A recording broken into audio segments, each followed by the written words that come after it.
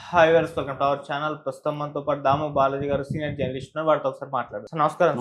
Sir Posani remand report లో మనం చూసాం, మొత్తం సజ్జల స్క్రిప్టే చదివించాను అని చెప్పేసి ఆయన మీదనే ఆరోపణలు చేశారు. ఇప్పుడు ఆయన భయపడి సజ్జల అండ్ భార్గవ్ ఇద్దరు కూడా కోర్టుకి వెళ్ళారని చెప్పేసి, ముందస్తు బెయిల్ అని చెప్పేసి వార్తలు వినిపిస్తున్నాయి. సార్ మరి ముందస్తు బెయిల్ నిజంగా వెళ్ళారా? ఇప్పుడు ఏదైనా రిమాండ్ రిపోర్ట్ బేస్ చేసుకుని వాళ్ళ మీద కేసులు పెట్టే అవకాశం ఏమన్నా ఉందా? మరి ఏం జరిగే ఛాన్స్ ఉంది సార్?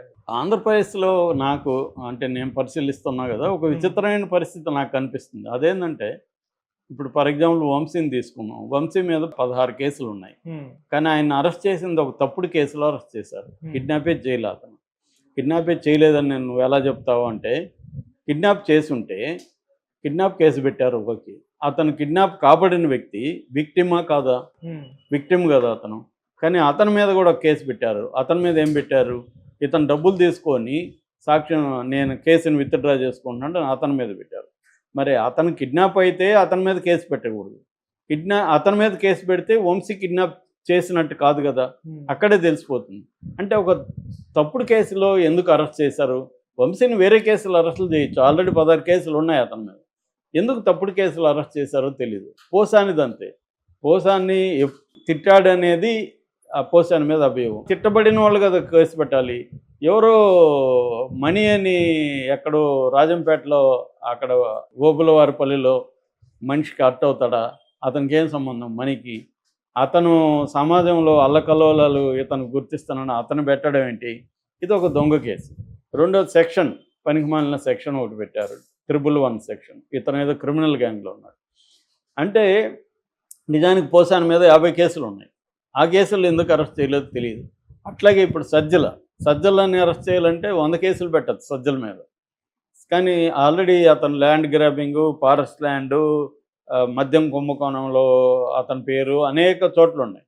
కానీ ఇప్పుడు సజ్జల్ని ఏ కేసులో పెట్టబోతున్నారంటే, పోసాని దగ్గర ఒక వాంగ్మూలం తీసుకున్నారు వీళ్ళు. అది పోసాని ఇచ్చాడో లేదో మనకు తెలియదు.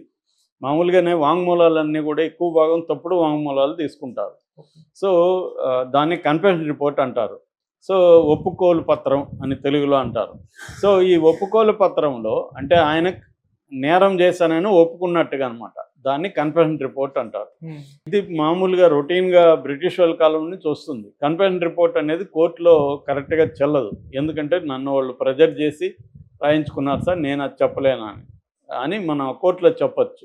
అప్పుడు దానికేం వెయిట్ ఉండదు. కానీ దాన్ని పొలిటికల్గా వాడుకొని పలానోడి పేరు చెప్పారు కాబట్టి అతను ఇన్వాల్వ్ అయినాడు, వేరే వాడిని అరెస్ట్ చేయొచ్చు. ఇదే పని ఢిల్లీ లిక్కర్ కుంభకోణంలో జరిగింది. ఇప్పుడు మన కవితను అరెస్ట్ చేశారు కదా, కవిత ఢిల్లీ లిక్కర్ కుంభకోణంలో డబ్బులు ఇచ్చిందని ప్రూవ్ చేయడానికి వాళ్ళ దగ్గర ఎటువంటి డాక్యుమెంటల్ ఎవిడెన్స్ కానీ ఎటువంటి మెటీరియల్ ఎవిడెన్స్ కానీ లేదు పోలీసుల దగ్గర. ఆ మనీ రికవరీ కాలేదు, ఏ ఛానల్లో పోయింది, ఎవరు తీసుకెళ్లారు, ఎట్లా ఇచ్చారో ప్రూవ్ చేయలేదు, ఏమీ లేదు.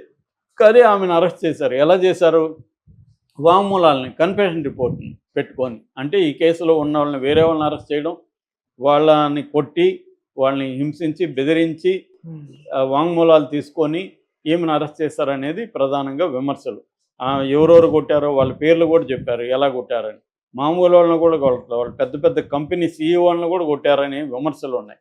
సో అట్లాగే వివేకానంద రెడ్డి హత్య కేసులో ఓన్లీ ఏ రకమైన మెటీరియల్ ఎవిడెన్స్ లేకుండా, మర్డర్ వెపన్ కానీ మోటివ్ కానీ ఏది ఎస్టాబ్లిష్ చేయకుండా ఓన్లీ దస్తగిరి వాంగ్మూలాన్ని బేస్ చేసుకొని, అది కూడా నేను చూశాను నేను విన్నానని కాదు, నాకు ఆయన చెప్పాడు, ఎవరు ఎర్రగంగిరెడ్డి చెప్పాడు, ఎర్రగంగిరెడ్డికి చంపమని వాళ్ళు చెప్పారంట అని చెప్పారు. దాన్ని హీర్సే అంటారు. హీర్సే మీద ఆధారపడి ఆ కేసు ఉంది. అంటే మనకి ఎక్కువ కేసులు కాంక్రీట్ ఎవిడెన్స్ బేస్ చేసుకొని ఉండవు. కానీ కోర్టుల్లో తేలడానికి టైం పడుతుంది ఇవన్నీ. అందుకనే ప్రాసెస్ ఈజ్ పనిష్మెంట్ ఇండియాలో. ఎందుకంటే ఇప్పుడు వివేకానంద రెడ్డి కేసే అంత పెద్ద కేసు, సిబిఐ ఇన్వాల్వ్ అయింది, 2 సార్లు సిట్ చేశారు. ఇంత జరిగితే 6 ఏళ్ళుగా దానికి అతిగా తెలియదు.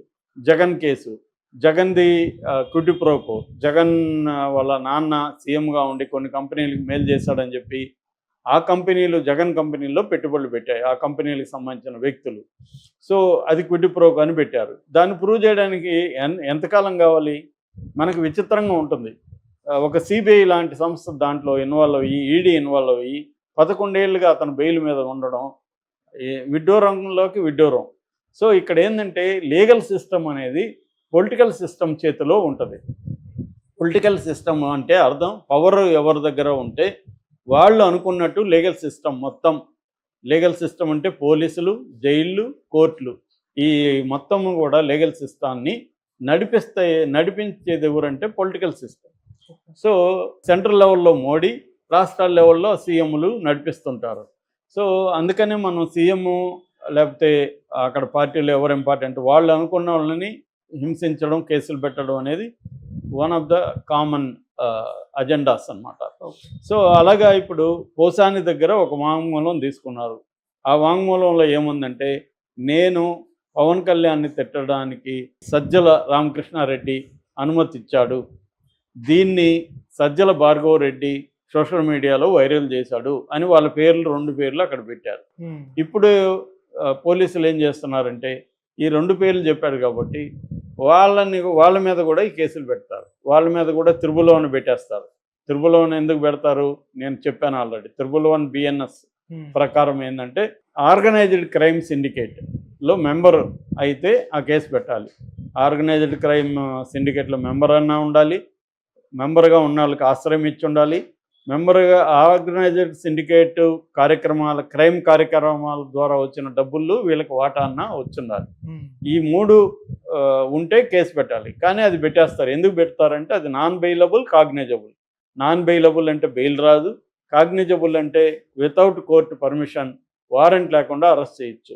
మామూలుగా మన చట్టం ఏం చెప్తుందంటే 7 ఏళ్ళ కంటే ఎక్కువ శిక్ష లేకపోతే, అంటే 7 ఏళ్ల లోపల శిక్ష పడే కేసుల్లో అరెస్టులు చేయకండి, నోటీసులు ఇచ్చి విచారించండి అని కోర్టులు అనేకసార్లు చెప్పాయి. దాన్ని బ్రేక్ చేయడం కోసం వీళ్ళు ఏం చేస్తున్నారంటే ఈ త్రిబుల్ 1 సెక్షన్ పెట్టడం. చంద్రబాబు మీద కూడా 409 అప్పట్లో ఐపీసీ జగన్ పెట్టాడు. ఎందుకంటే అది 10 ఏళ్ళు జైలు శిక్ష ఉంది.